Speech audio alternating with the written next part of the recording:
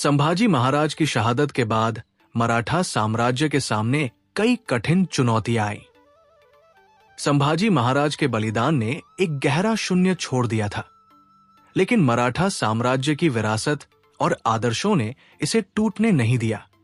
इस कहानी में हम देखेंगे कि कैसे संभाजी महाराज की शहादत के बाद मराठा साम्राज्य ने खुद को फिर से एकजुट किया और एक नए नेतृत्व के तहत अपने साम्राज्य को मजबूत किया। संभाजी महाराज के मारे जाने के बाद पूरे मराठा साम्राज्य में शोक की लहर दौड़ गई। उनका बलिदान केवल एक व्यक्ति का नहीं, बल्कि एक साम्राज्य की आत्मा का था। संभाजी महाराज के बाद उनके छोटे भाई राजाराम महाराज को मराठा साम्राज्य का नया छत्रपति घोषित किया गया। हालांकि राजाराम महाराज को एक कठिन स्थिति का सामना करना पड़ा, क्योंकि औरंगजेब अब पूरी तरह से मराठों को पराजित करने के लिए तैयार था।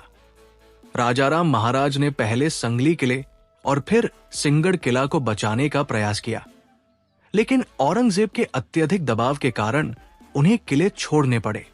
इसके बावजूद उनका नेतृत्व काफी मजबूत था और उन्होंने साम्राज्य को टूटने से बचाने की पूरी कोशिश की। औरंगजेब ने संभाजी महाराज की शहादत के बाद मराठों को पूरी तरह से नष्ट करने के लिए अपनी सेना को और भी ताकतवर बना लिया था। उसकी सेना का मुख्य उद्देश्य था मराठा साम्राज्य को हर तरह से जड़ से उखाड़ देना। इसके लिए उसने महाराष्ट्र के हर कोने में अपना प्रभाव फैलाया। औरंगजेब की सेना ने पुणे जैसे महत्वपूर्ण शहरों को घेर लिया और राजाराम महाराज के पास बहुत कम संसाधन रह गए थे। राजाराम महाराज को संगली और सिन्हगढ़ जैसे किलों से पीछे हटना पड़ा, लेकिन उनके साम्राज्य का मुख्य बल उनके शौर्य और साहस में था। उन्होंने मराठा सेनाओं को नई रणनीतियों के तहत संगठित किया और दक्षिण भारत में गाजी किलों पर कब्जा करने का अभियान शुरू किया। राजाराम महाराज की रणनीति ने मराठों को दक्षिण भारत में मजबूती से स्थापित किया। उन्होंने शिवाजी महाराज के द्वारा छोड़े गए किलों को फिर से मराठों के अधीन किया और कई प्रमुख किलों पर विजय प्राप्त की। राजाराम महाराज के मार्गदर्शन में मराठा सेनाएं कर्नाटका, तमिलनाडु और तेलंगाना तक फैल गई। इसका सबसे बड़ा उदाहरण था कोल्हापुर की किलेबंदी, जो अब राजाराम महाराज के नियंत्रण में था। इन इलाकों में मराठा सैन्य संचालन और स्थानीय राजाओं से संधि करने में सफलता प्राप्त हुई।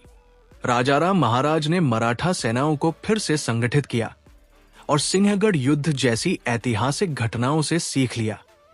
सिन्हगढ़ की संहिता में मराठों के सशक्त संगठन, रणनीति और युद्ध कौशल ने मराठा सैनिकों को बहुत मजबूत किया। साथ ही उन्होंने अपनी सेना में नए सैनिकों को प्रशिक्षित किया और पुराने सैनिकों की बहाली की, ताकि वे युद्ध में अधिक प्रभावी हो सके।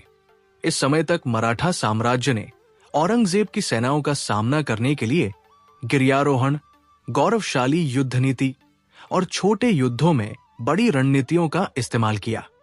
मराठा सेनाएं भी राजपूतों, कांची किलों और अन्य भारतीय शक्तियों के साथ गठबंधन करने में सक्षम हुई।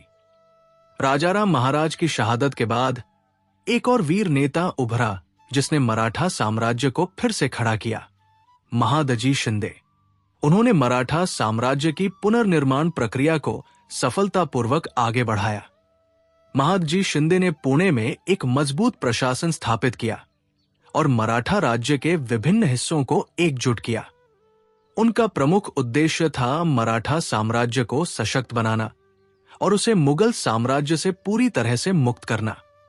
उनके नेतृत्व में मराठा साम्राज्य ने नादेर शाह, शाह आलम जैसे दुश्मनों के खिलाफ भी सशक्त रूप से संघर्ष किया। महादजी शिंदे की कड़ी मेहनत, उनकी प्रशासनिक दक्षता और सैन्य रणनीतियों ने मराठों को पुनः अपनी खोई हुई ताकत हासिल करने में मदद की।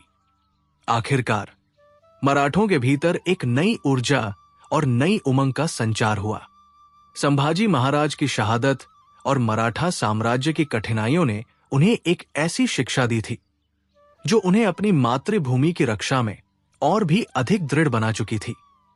महादजी शिंदे, बाजीराव प्रथम, नाना फडणवीस और अन्य महापुरुषों के नेतृत्व में मराठा साम्राज्य ने अपनी शक्ति और सामर्थ्य को फिर से पुनर्स्थापित किया।